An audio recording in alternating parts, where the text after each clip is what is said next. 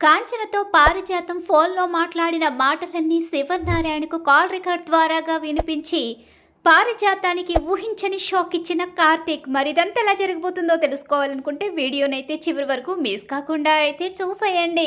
ఇక ఇక్కడ చూస్తే కాంచన అయితే మాత్రం దీపు మీద చాలా కోప్పడుతుంది. దీప అయితే మాత్రం బాధపడుతూ ఉంటుంది. ఇక దీపని లోపలికి వెళ్ళమని, ఏంటమ్మా కడుపుతో ఉన్న కోడల్ని ఇలానేనా నువ్వు మాట్లాడేది? ఏరా, తనకి మాత్రం కడుపుతో ఉన్నానని శ్రద్ధ అవసరం లేదా? తను కూడా జాగ్రత్త తీసుకోవాలి కదా, తన కోసమే కదా అందరూ చెప్తుంది. తనకి కడుపులో ఉన్న బిడ్డ ఇష్టం లేదని ఎలా చెప్పగలవని చెప్పి అడుగుతూ ఉంటాడు కాంచన్ని. షీలోగా అనసూయ దీప దగ్గరికి వచ్చేసరికి, ఏంటత్తయ్య నువ్వు కూడా అత్తలాగే మాట్లాడుతున్నావేంటి? ఏం చేయమంటావే? నేను నీకు ఇప్పుడు అత్తని కాదు, తల్లి స్థానంలో ఉన్నాను. నువ్వు అత్తవారింట్లో ఉన్నావు, అత్తగారు చెప్పినట్టు నడుచుకోవాలి. కానీ నువ్వు మీ అత్తగారిని బాధ పెట్టేలా చేస్తున్నావు. అయినా కాంచన చెల్లి ఏం చెప్పింది? నిన్ను రెస్ట్ తీసుకోమని చెప్పింది. కానీ నువ్వు చూస్తే వ్యతిరేకంగా మాట్లాడుతున్నావు. కాంచన చెల్లి చెప్పినట్టు చేస్తేనే బాగుంటుంది, లేకపోతే ముందు ముందు నీ కాపురానికి ముప్పొస్తుంది అని చెప్పేసి అనసూయ కూడా దీపతో చెప్తూ ఉంటుంది. ఇక్కడ కార్తీక్తో కాంచన మాట్లాడుతూ ఉంటుంది. లేదమ్మా, నువ్వు తప్పు చేసావు. అవునరా, నేను నీకు తప్పు చేసినట్టే కనిపిస్తుంది. నువ్వు ఇప్పుడు భార్య కొంగు పట్టుకుని తిరుగుతున్నావు కదా, నేను అనే ప్రతి మాట నీకు తప్పుగానే కనిపిస్తుందిరా అని చెప్పి కాంచన అంటూ ఉంటుంది. ఇంతకీ దీప వస్తుందంటావా, రాదంటావా? దీపని అత్త రానిస్తుందంటావా? అసలు ఏం జరగబోతుందో అర్థం కావడం లేదు. ఏంటే ఇంకా నీకు అనుమానం ఏంటి? దీప వస్తాను అంది కదా, వస్తుందిలే, మనం అనుకున్నదే జరుగుతుంది. తప్పకుండా దీపం మళ్ళీ ఇక్కడ పని మనిషి అవతారం అయితే ఎత్తుతుందిలే అని చెప్పేసి ఇక అంటూ ఉంటుంది తన మనవరాలతో పారిజాతమైతే.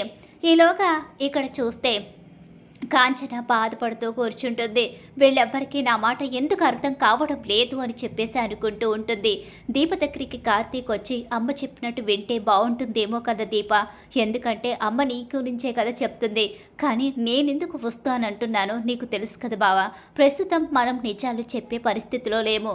అలా అని అమ్మ మాటని దాటేసి రేపొద్దున జరగరాంది జరిగితే ఆ తర్వాత బాధపడాల్సింది మనమే దీప అని కార్తీకు దీపకి కూడా నచ్చ చెప్పే ప్రయత్నం చేస్తాడు. ఈలోగా అసలు అక్కడ నేను విసిరిన అస్త్రం ఎంతవరకు పనిచేస్తుంది అని చెప్పేసి మరోసారి కాంచనకి ఫోన్ చేస్తుంది పారిజాతం. అయితే కాంచనతో మాట్లాడుతూ, ఏం చెయ్యాలనుకుంటున్నావు? నీ మనవరాల్ని, అదే నీ మనవరాలు కానీ మనవరాల్ని హాస్టల్లో వేసేయకపోతే రేపొద్దున నువ్వు చాలా ఇబ్బంది పడతావంటూ రకరకాలుగా దీప మీద ఎక్కిస్తుంది. ఆ మాటలన్నీ అనసూయ వినేసి, కార్తీక్ బాబు మీతో మాట్లాడాలని చెప్పి అంటూ ఉంటుంది. ఏంటి ఏంటి పెద్దమ్మ, ఏం మాట్లాడాలంటున్నారు? ఏమైంది? అదే అదే కాంచన చెల్లి అసలు అలా ఎందుకు మారిపోయిందో చెప్పమంటావా? అసలు ఏమైంది? ఎందుకు అమ్మ అలా ప్రవర్తిస్తుంది? ఎందుకంటే ఇదంతా మీ పారిజాతం అమ్మమ్మ చేసిన పనే. పారిజాతం గారే మీ అమ్మకు ఇలా అన్నీ ఎక్కించి శౌర్యని ఈ ఇంటికే దూరం చేయమంటున్నారు అని చెప్పేసరికి ఒక్కసారి కార్తీక్ షాక్ అయి, నేను చూసుకుంటాను, ఇక నాకు అర్థమైంది, అక్కడి నుంచే నేను లాక్కొని వస్తానని చెప్పి ఈ విషయాన్ని దీపక్ కూడా చెప్పి, ప్రస్తుతం నువ్వు ఇంట్లోనే ఉండు, తర్వాత ఏం చేయాలో నాకు తెలుసు, అప్పుడు నేను చేస్తాను కదా అని చెప్పి దీపకు కూడా విషయాన్ని చెప్పేసి ఇక కార్తీక్ అయితే బయలుదేరుతాడు. ఏంటి పారు, నువ్వు చాలా తెలివిగా గేమ్ ఆడి మా ఇంట్లో వాళ్ళనే విడదీసి నన్నే ఇరకాటంలో పెట్టి మీరనుకున్నది చెయ్యాలని మీరిద్దరూ చాలా తెలివితేటలుగా గేమ్ అయితే ప్రారంభించారనమాట. ఈ విషయాన్ని నేను కనుక్కోలేననుకున్నారు కదా. అమ్మని పూర్తిగా మార్చేసి దీపకు వ్యతిరేకంగా మార్చి శౌర్యని మాకు దూరం చేసి మా ఇంట్లో కలహాలు సృష్టించాలి అనుకున్న నిన్నెలా వదిలిపెడతాను పారు?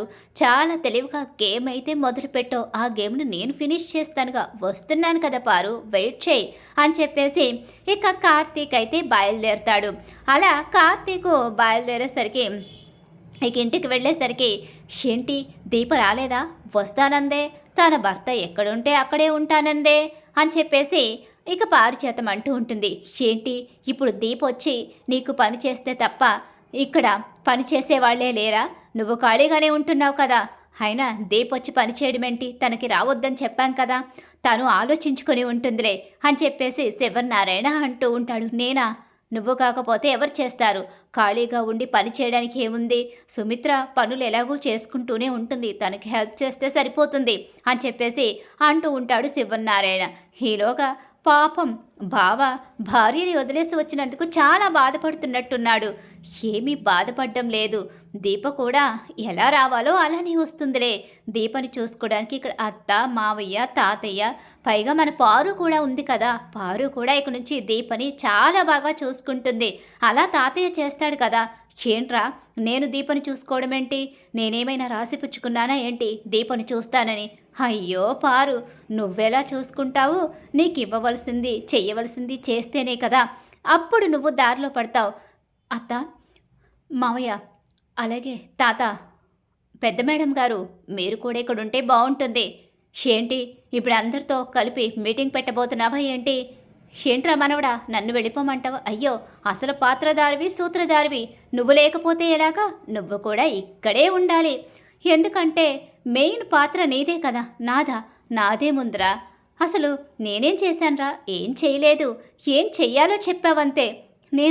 నేనెవరికి చెప్పాను? అయినా నా సలహా ఎవరు తీసుకుంటారు? అయ్యో, సలహా తీసుకునేలా నువ్వు చేస్తావు కదా. ఏంట్రా ఏమైంది? రాత్ర గొడవ జరిగింది తాతయ్య.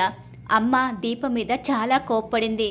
దీప పాపం ఇక్కడే ఉండాలని ఆశపడుతుంది, నాతో పాటు ఉండాలి అనుకుంటుంది.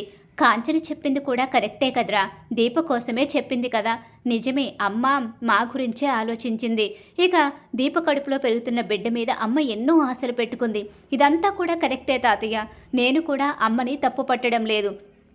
కానీ అమ్మ దీపని ఒక మాట అంది.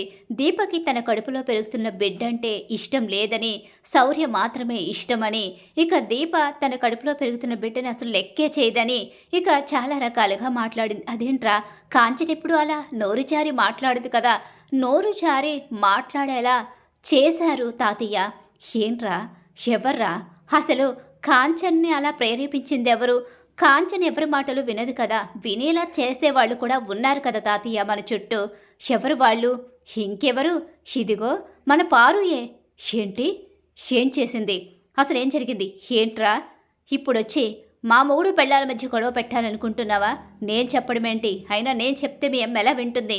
మీ అమ్మ అలా వినే టైప్ కాదు కదా అని చెప్పి అంటూ ఉండగానే, అయినా ఇదేం చెప్తుందిరా? ఇది చెప్తే అసలు కాంచన ఎలా వింది అని చెప్పేసి అంటూ ఉంటాడు శివనారాయణ. అందుకే తాతయ్య, వీళ్ళు ఏదైనా చేయగల సమర్థులు. అందుకనే వీళ్ళు చేసిన తప్పులు సాక్ష్యాలతోనే బయట పెట్టాలి. వింటావా పారు?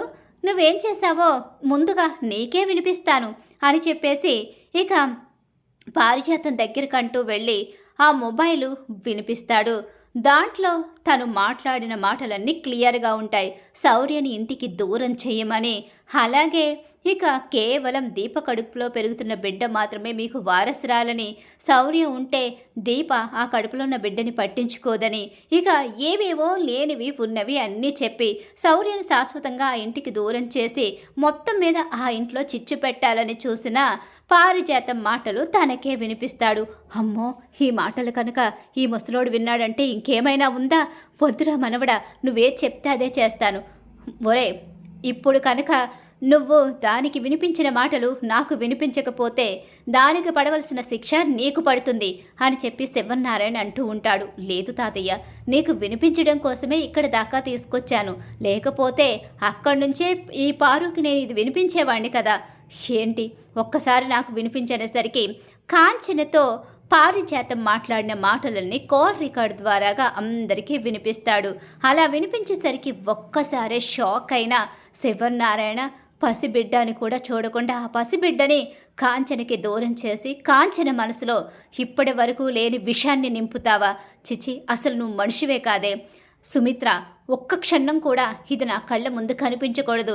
ఇది ఇంట్లోంచి బయటికి వెళ్ళిపోయింది అన్న వార్త వింటేనే నేను తిరిగి బయటికి వస్తాను అంటూ ఇంట్లోంచి వెళ్ళిపోమంటూ పారిజాతానికి ఊహించని షాక్ అయితే ఇస్తాడు శివనారాయణ. అలా పారిజాతం చేసిన కుట్ర అయితే శివనారాయణ ముందు బయటపడిపోవడంతో ఇంకేం చేయలేక మౌనంగా ఉండిపోతుంది అక్కడ జోష్న. మరి రాబోయే కథలో ఖచ్చితంగా ఇలా అయితే జరగబోతుంది. ఇలా జరగాలని మీరు కూడా కోరుకుంటున్నారా? అయితే వీడియోని తప్పకుండా లైక్ చేయండి. అలాగే కార్తీక దీపం సీరియల్ అప్కమింగ్ ఎపిసోడ్స్ టీవీలో కన్నా ముందుగా చూడాలనుకుంటే మా ఛానల్ ఇప్పుడే సబ్స్క్రైబ్ చేసుకో, పక్కనున్న గంట సింబల్లో ఆల్ మీద అయితే క్లిక్ చేసేయండి.